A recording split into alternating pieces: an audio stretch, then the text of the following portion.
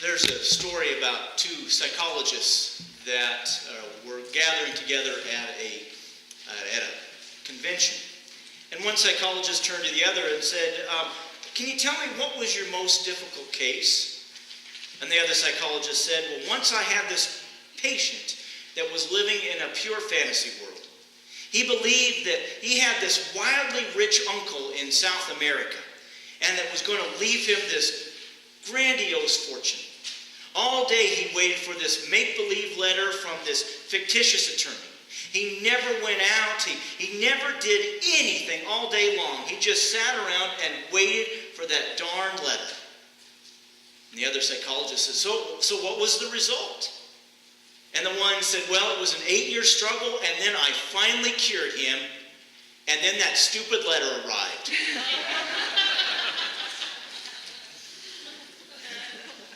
I just love stories where people are seeking their dream.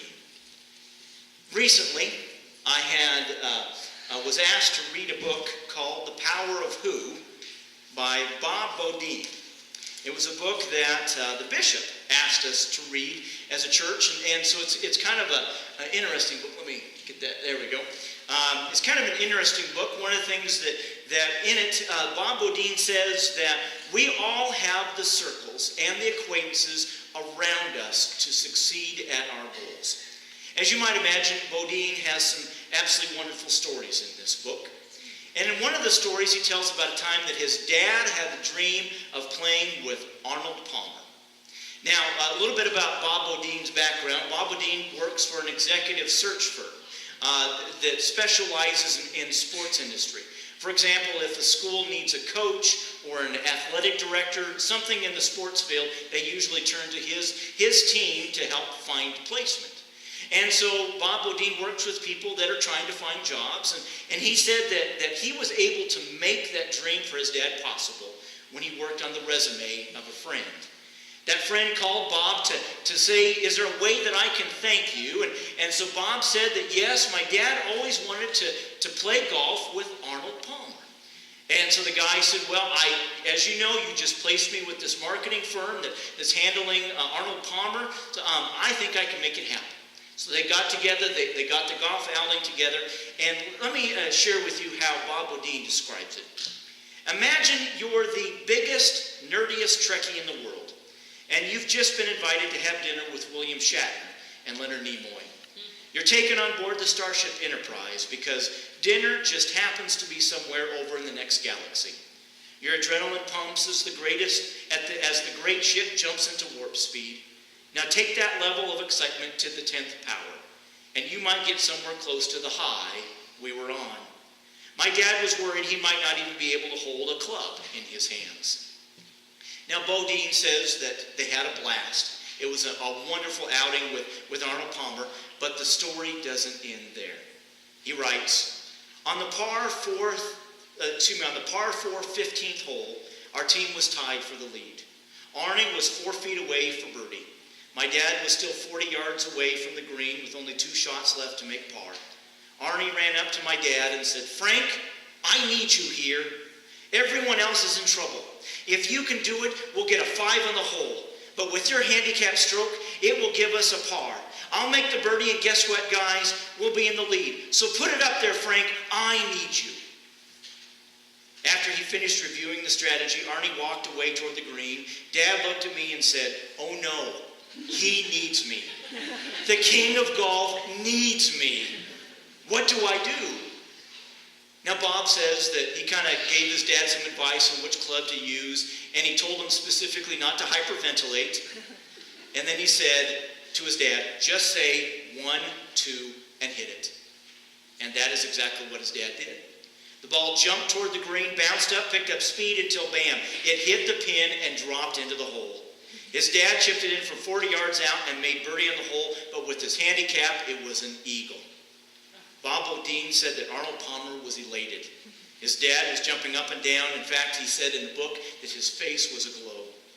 Then he wrote, on the next hole after we teed off, Dad leaned over and whispered to me, Bob, I can die a happy man now. I love stories like that. In fact, you're going to be hearing another one here from Mary here very shortly about today's passage. About a story where dreams can be possible. In a story about a man who meets Jesus, and more importantly, he accepts what the kingdom of God is all about. In fact, that's what we've been learning in our sermon series that concludes today. Jesus gives us these wonderful lessons on the kingdom of God. First, we talked about that compassion undergirds everything we do, especially with those that are the most vulnerable in society. Then we talked about that joy is so very important because we tend to take ourselves a little bit too seriously. Then last week, the first must be last. It was a fantastic lesson on serving others. And today is a teaching moment about the kingdom of God. We already have all the faith we need. Mary? I will be reading from the Good News Bible and the verses Mark 10:46 through 52, when Jesus heals Bartimaeus. They came to Jericho, and as Jesus was leaving with his disciples and a large crowd, a blind beggar named Bartimaeus, son of Timaeus, was sitting by the road. When he heard that it was Jesus of Nazareth, he began to shout, "Jesus, son of David, have mercy on me."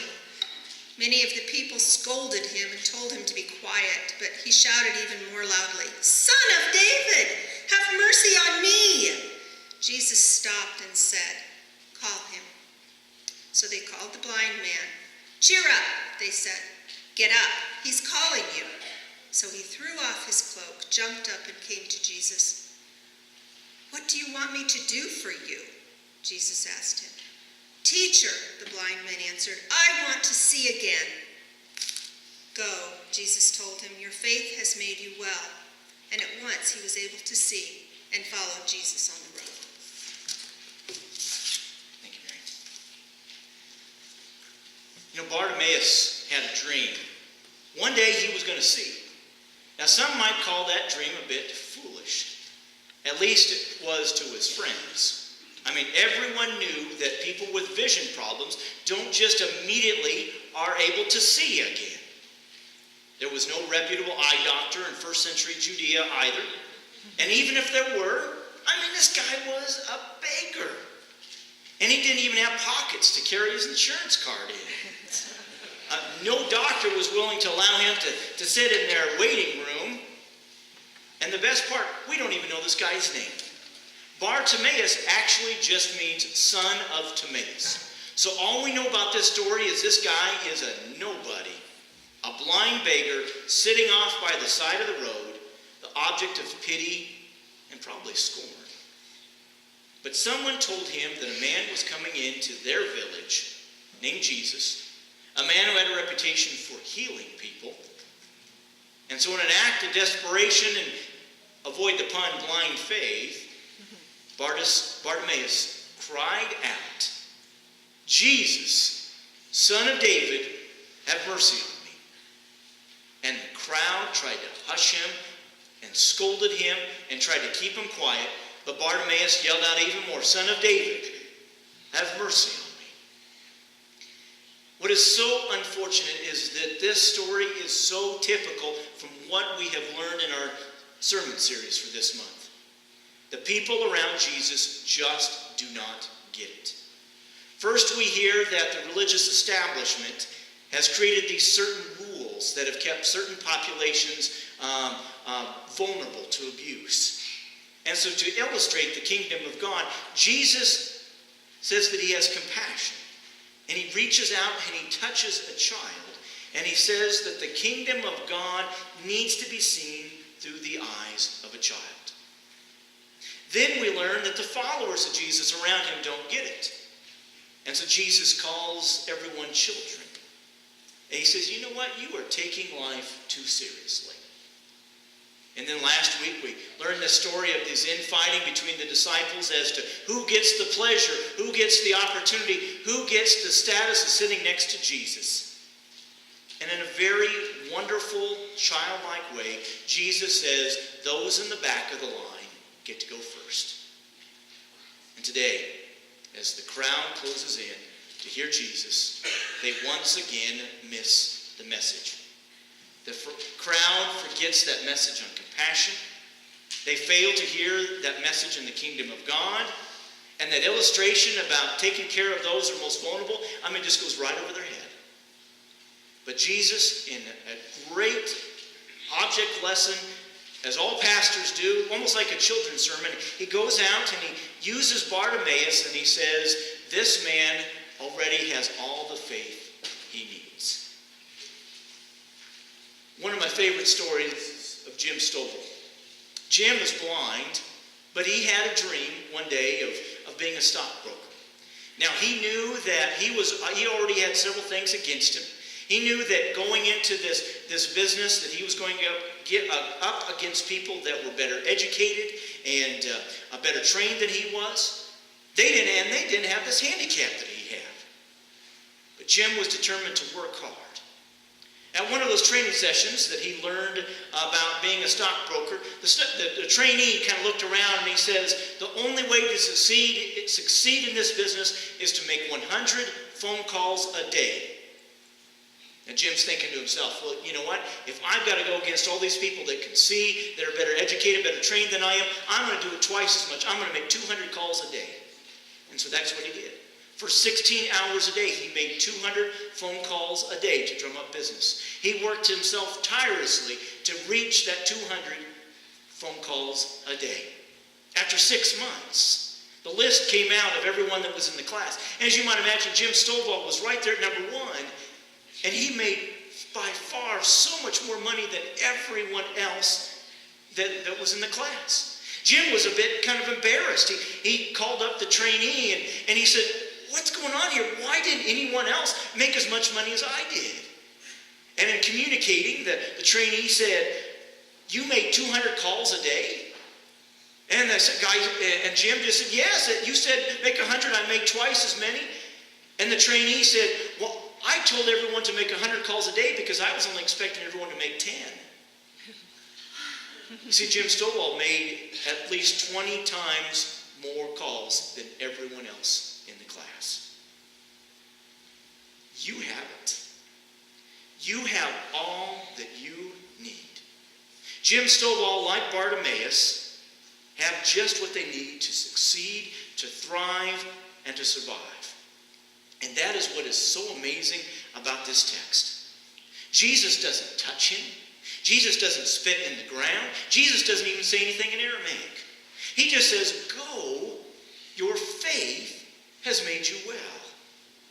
It's an amazing and true and wonderful text, a wonderful lesson on the kingdom of God. A few years back, I read a wonderful book called The Success Principles. I love this book so much that I've actually talked with other people about it, and I'm reluctant to give it out because it's got great sermon illustrations, it's got great stories. It's written by Jack Canfield. Many of you are probably familiar with him as one of the authors of the Chicken Soup for the Soul. It is a fantastic book. And one of the things he writes, inside of every one of us is that seed of the you that you were meant to become.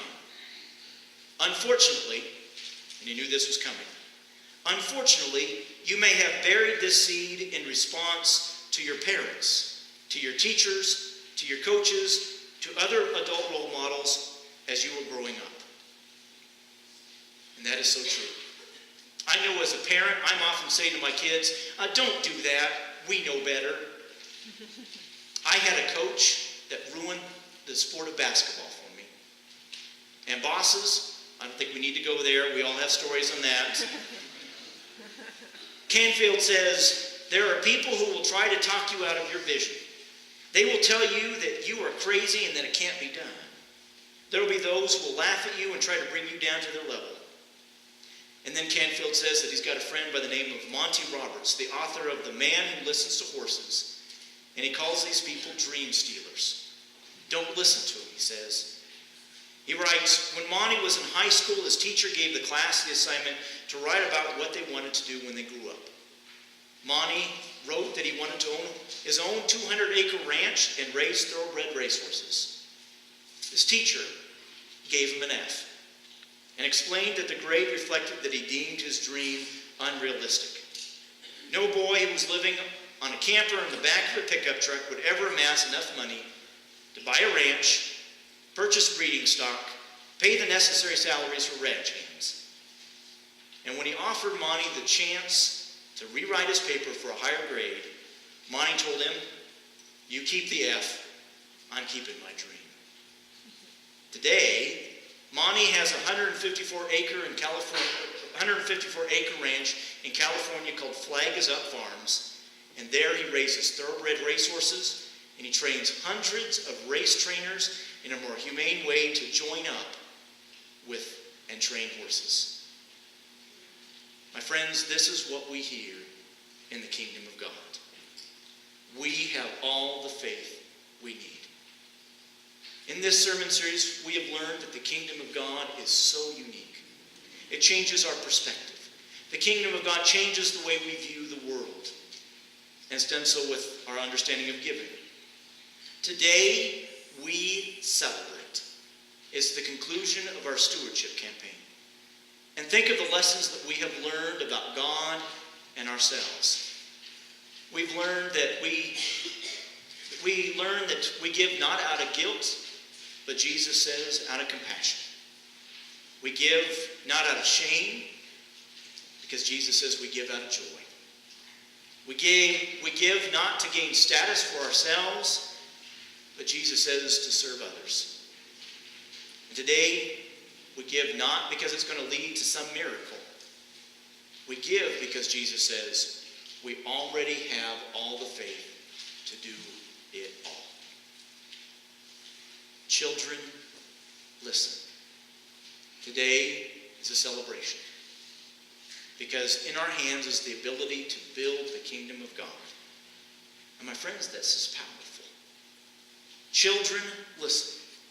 The kingdom of God is best illustrated when our perspective in the world changes. Children, listen. Jesus uses those most vulnerable to frame our understanding that giving back to God is best understood through the eyes of a child. The past few weeks, I asked our Sunday school teachers to ask our children in Sunday school to illustrate something. And so I asked them to, if I had $100, or if I had $1,000, if I had $1 million, to come up what they would have. And so the money was dependent on their age. This girl wrote, if I had $100, I'd buy a lot of elephants and food. If I had $100, I'd buy a big boat like a pirate ship. If I had $100, I'd buy a dinosaur. If I had $100, I'd buy all the video games in the world. Buy a couple of video games, maybe. If I had $100, I'd buy a house with a swimming pool. If I had $100, I'd buy a lot of butterflies. If I had $1 million, I'd buy a 5-story house with decks, bedrooms, hot tub, and a card-playing game in another room. If I had $1 million, I'd give half to the charity, other half to me, some to college as well. If I had $1 million, I'd put half of it toward donation, a quarter for college, and the other quarter towards a house and a car. If I had $1 million, I'd buy a horse and give the rest to charity. You know, the best part about this is I didn't ask the Sunday school teachers. I didn't even tell the children this was going to be done in light of our stewardship celebration. This is what our children taught us. If I had $1,000, I'd donate the money to the church. If I had $1,000, I would help this church.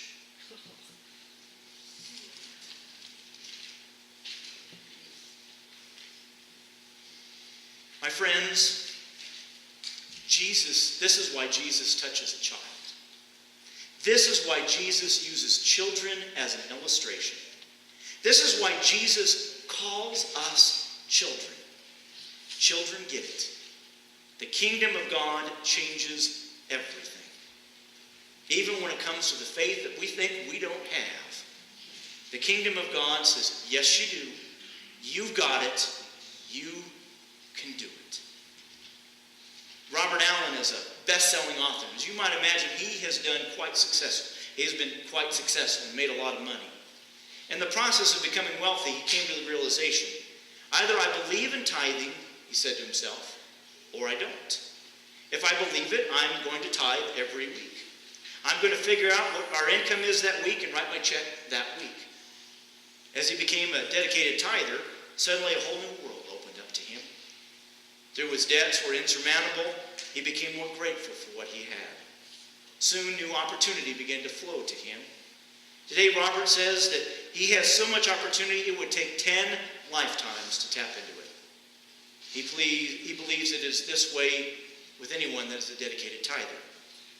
But even more telling than his own story is how he inspires others to tithe. He recalls one woman who approached him and complained, "My husband and I can't tithe. We can barely make our mortgage payment. Our lifestyle costs us $5,000 a month. There's not enough money left over at the end of the month." Bob admonished her, saying, "You don't tithe because you want to get something. You tithe because you've already gotten it. You are so blessed already, there's no way in the world you'll be able to repay it. There are 6 billion people on the face of the earth who would give their left lung to trade places with you. You tithe out of the gratitude you feel for the unbelievable blessings and lifestyle you already have." My friends, the kingdom of God has so much to teach us. And that's why we're here. We need to learn compassion. Compassion is a driving force for our belief in God. We need to experience joy because life can get too serious sometimes. We need to remember to serve others because that's what we're called to do.